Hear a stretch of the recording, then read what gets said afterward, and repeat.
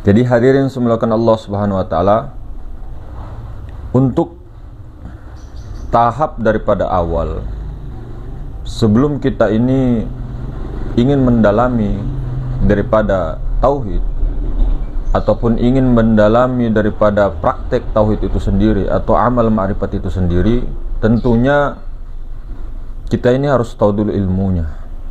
Nah, kalau sudah tahu ilmunya, tidak perlu terlalu banyak. Yang penting tahu ilmunya, faham, tahu prakteknya, itu terus dipraktekkan. Nanti akan dapat warid di situ, nanti akan dapat keuntungan-keuntungan yang sangat luar biasa di situ. Keuntungan yang dimaksud ini bukan keuntungan dunia dan sebagainya, tidak. Keuntungannya itu nanti ketika diamalkan amal ma'rifat itu tadi dengan musyahadah, maka dia akan fana nantinya. Jadi kalau sudah mengetahui, memandang dengan syuhud batin dan terlihat dengan mata kepala, itu diamalkan terus, dipraktekkan terus itu, amalia apapun. Jadi contoh, ketika kita ingin mau memilih jalur tauhid, tentunya ada tauhidul af'al, asma, sifat, zat. Jadi kalau kita mau simpelnya, biasanya tauhidul af'al, sifat, zat. Asmanya tidak diambil biasanya. Itu terserah saja. Mau tauhidul af'al oke, tauhidul asma juga oke, tauhidul sifat juga oke, tauhidul zat juga oke. Namun ada juga ulama sebagian yang tidak mau sampai ke tauhidul zat. Ada juga ulama sebagian ya harusnya puncaknya itu di tauhidul zat. Ada juga paham lagi puncaknya itu di kunhizat, tapi perhentian terakhir itu ada di tauhidul zat. Kalau kunhizat tidak bisa dicapai lagi, jadi hukumnya diam di tauhidul zat. Ada yang begitu. Nah, kalau kita mulai daripada jalur tauhid, daripada tauhidul af'al, betul-betul menyaksikan pada diri ini, pada diri dengan syuhud batin dan kelihatan kepada mata zohir af'al Allah, pada diri, pada alam semesta. Jadi gerak diam itu saja dulu. Ini dalam waktu kurang lebih dari 1 menit.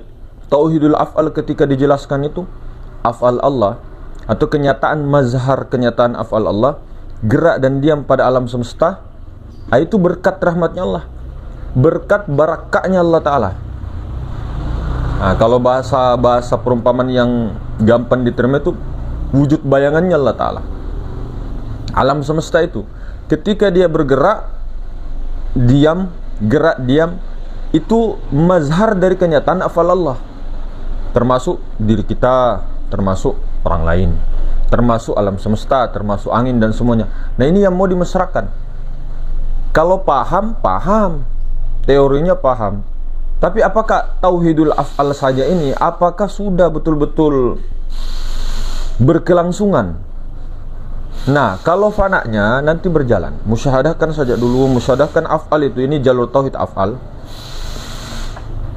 Rasakan, bukan hanya tahu saja, kemudian kita pergi mencari banyak, terlalu banyak, akhirnya bingung. Kalau orang yang sudah betul-betul tidak membingungkan bagi dia, mau bagaimanapun tidak jadi masalah. Cuma kalau terlalu banyak juga baru kita tidak ada amal, itu yang luar biasa. Jadi boleh semakin banyak semakin bagus wawasannya, semakin bagus, teorinya semakin bagus. Tapi hendaklah ada minimal 1 betul-betul, atau 2 atau 3 dimesrakan sebetul-betulnya, bukan hanya 1 menit dalam 1 hari. Macam saya, macam kita. Ini saja, ini gerak, diam, af'al. Jadi dalam syuhud batin itu tidak ada betul yang bergerak itu selain daripada mazhar af'al Allah Ta'ala. Kalau kita melihat dalam syuhud batin ya begitu.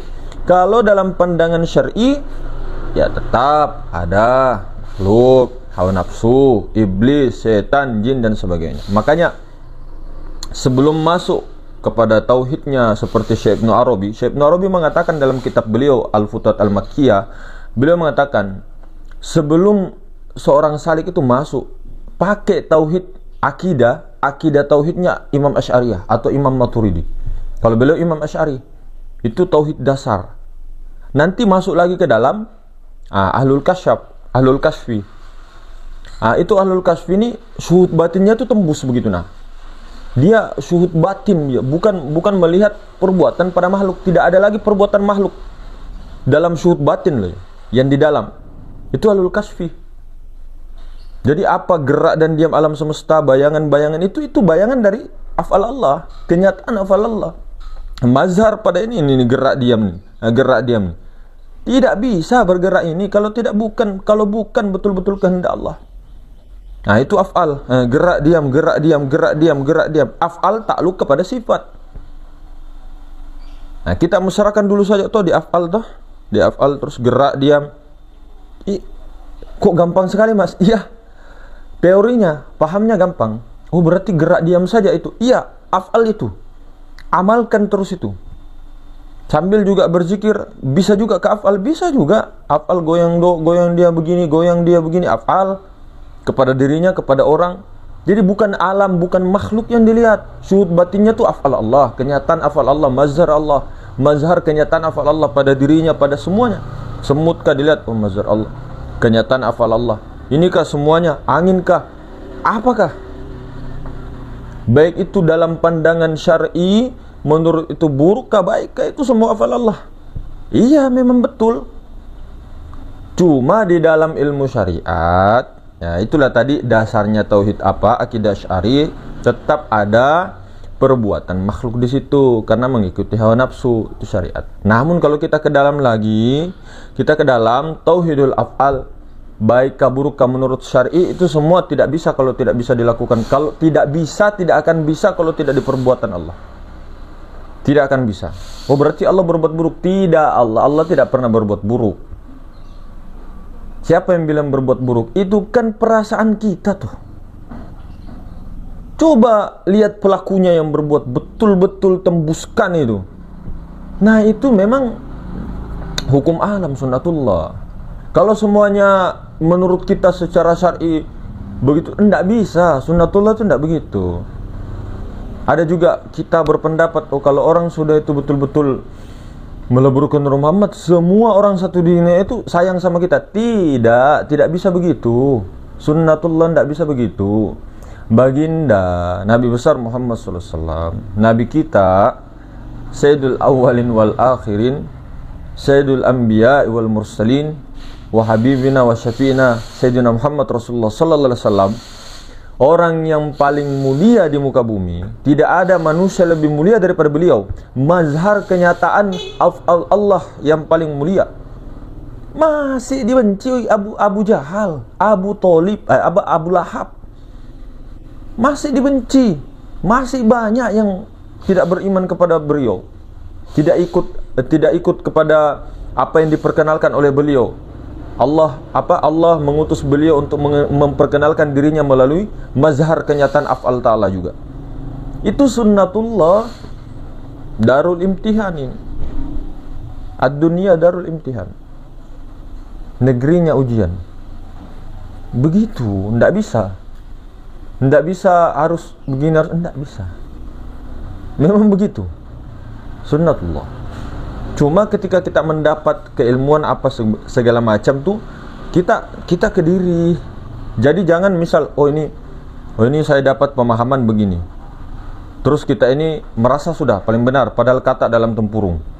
Ada orang salah, seolah-olah salah di matanya, ternyata dia juga dalam pandangan lain dia benar. Kita merasa paling benar, mengatakan oh itu salah, kasihan dia begini, ini begini. Padahal kita yang kesian, kita yang kotor hatinya, kita yang syirik hatinya, melihat perbuatan si dia.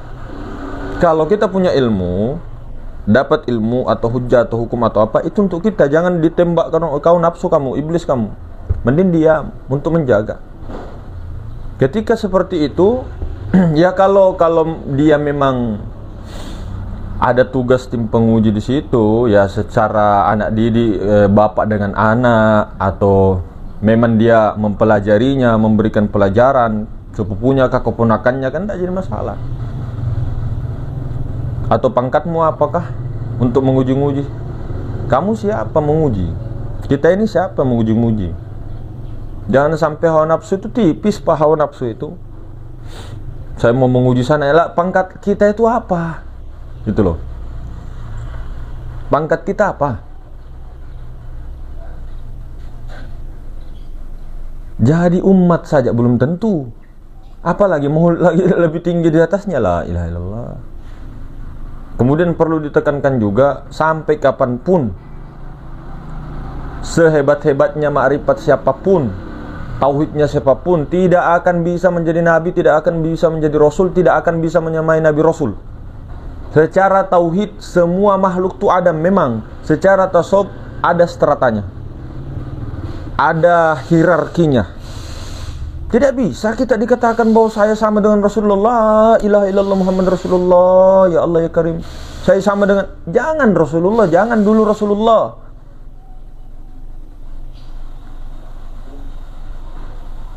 Ulama, sultan aulia misal ada zaman sekarang ini, itu saja, aduh ya Allah, jangan sultan aulia deh, orang-orang biasa yang anu saja deh, akhlaknya, adabnya. Ini Rasulullah itu sama dengan kita. La ilaha illallah. Secara tauhid semuanya sama di mata Allah. Secara tasawuf hati-hati ngomongnya. Secara syariat, adab, akhlak. Allahumma shalli ala sayyidina Muhammad. Jadi betul-betul jangan sampai gara-gara mulut ini, gara-gara hawa nafsu yang itu tadi, ini secara syariat aja. Namun ini sunnatullah semua. Ini kita bicara-bicara saja. Namanya juga panggung sandiwara dinikmati. Saya juga tidak terlalu menekankan bahwa saya paling benar begini, atau mau menyuruh orang jangan hina Rasulullah. Tidak, ini hanya mengingatkan betul. Mengingatkan saja untuk diri saya juga. Mau didengar, dengar silakan. Tidak juga tidak. Karena Allah yang beri petunjuk.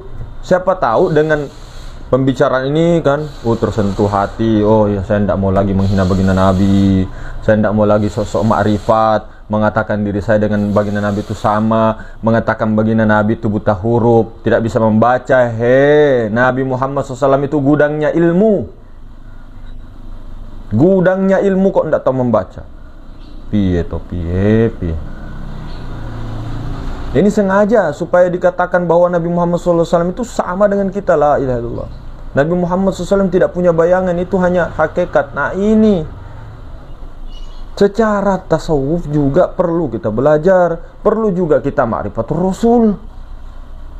Secara hakikat, hakikatul Muhammadiyah, itu sifat Allah. Secara tasawuf itu Nabi Muhammad Abu Ruh. Secara syariat beliau Nabi kita, paling sempurna, mazhar sempurna. Secara hakikat, ya kalau kita mengatakan Ahmad, yaitu ya sifat Allah. Namun secara ini, kalau sifat Allah dikatakan sifat Allah, di situ ya Allah, sifatnya Allah. Bukan Allah, tapi sifatnya Allah. Sifat Allah itu kan memang bukan Allah, tapi ketunggalannya, begitu nah. Paham rahmat mas saya. Jadi di afalnya Allah. Kalau sudah di afal Allah, mesra di situ, fana di situ, baru naik di sifat. Oh hidup. Oh yang hidup itu sifat Allah. Kalau sudah hidup, pasti dia bisa tahu, berkehendak, berkuasa. Ya. Yang hidup, yang mendengar, melihat, semua sifat Allah. Nah itu dimesrakan dulu situ. Nah kalau sudah naik lagi di tauhiduz zat. Tidak lagi memandang alam semesta, tidak lagi memandang sifat-sifat Allah, langsung kepada zat yang bukan sesuatu. Kemana-mana zat memandang zat, zat memandang zat, zat memandang zat. Nanti lama-lama sampai fana di situ, tanazzul, zat memandang sifat, selesai. Itu kalau jalur tauhid. Kalau jalur Nur Muhammad paling gampang, gerak diam Nur Muhammad, af'al. Secara tauhid, af'al, gerak diam. Ini juga Nur Muhammad Zohir, gerak diam.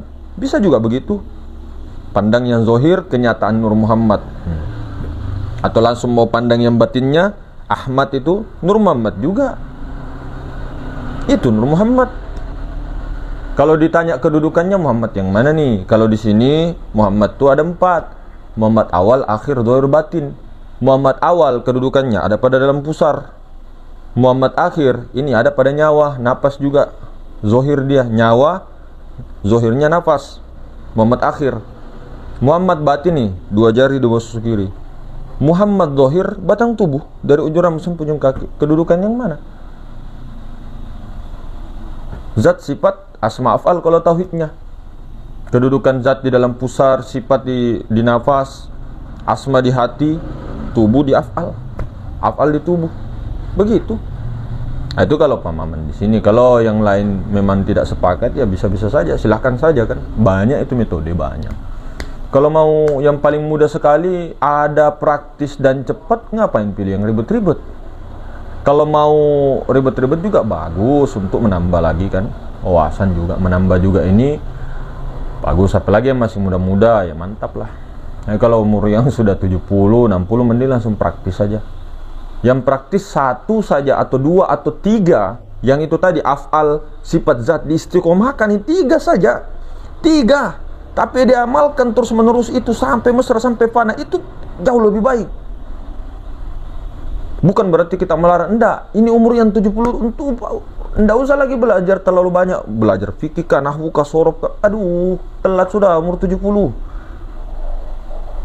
Ininya yang kepulangannya ini nah.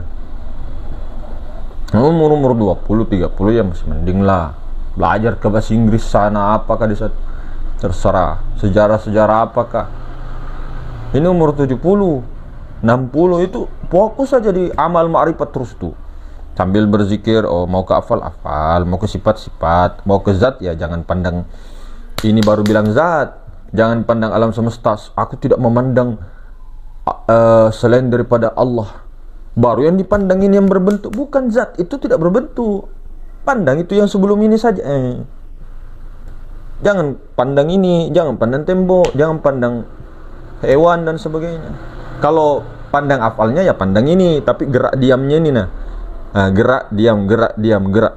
Nggak usah ini yang lihat, nggak usah. Ininya saja, gerak, diam. Ini kan gerak, diam. Itu af'al.